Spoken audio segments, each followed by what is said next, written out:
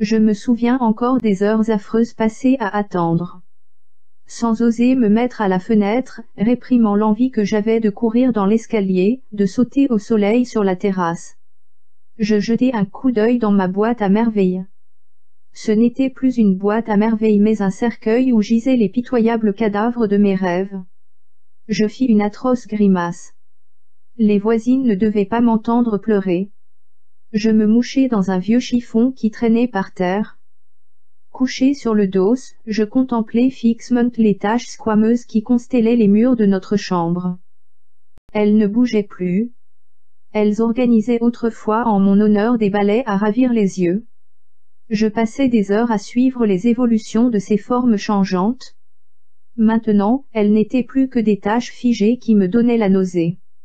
Mon cœur se mit à battre de tristesse, d'angoisse, de dépit et de colère. Il battait surtout de peur. Malgré les discussions des voisines, le bruit familier des petits balais de Doom, les crépitements des étincelles, les ronflements des soufflets, j'avais peur. Épuisé par mes larmes silencieuses, je finis par m'endormir. Quand ma mère revint, j'avais de nouveau la fièvre. Elle me couvrit chaudement, s'assit à côté de mon lit et pleura longtemps. Elle chantonnait doucement, s'interrompait de temps à autre pour se moucher, reprenait son murmure. Le soir, elle ne prépara pas de dîner, elle se coucha tôt. J'avais de la peine à m'endormir. Je m'agitais dans mon lit, me tournais, me retournais sans réussir à sombrer dans le sommeil. Brusquement l'orage se déchaîna. Le vent fonça sur la maison avec des hurlements de fureur. Les portes claquèrent.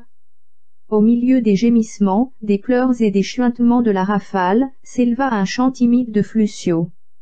Ce n'était pas une flûte humaine, semblable à ces roseaux à sept trous qui font danser les fantômes à la lumière des étoiles, c'était, à n'en pas douter, quelque instrument d'une matière luisante et froide, forgé sans bruit au fond des eaux par un djinn atteint de démence. Elle parlait un langage à la fois déchirant et suave, parfois incompréhensible, grimaçant, maléfique, parfois d'une nostalgie farouche. Il y avait des appels, des supplications, des reproches, des rires d'hyène, de longs cris de douleur, des mots d'amour et des phrases de colère. Le vent riait, jouait avec les portes, les cognait de fureur. Pour conjurer ces forces obscures, je récitai 3 fois la sourate de l'unité. Tremblant de tous mes membres, j'enfouis mon visage dans un coussin, je finis par m'endormir.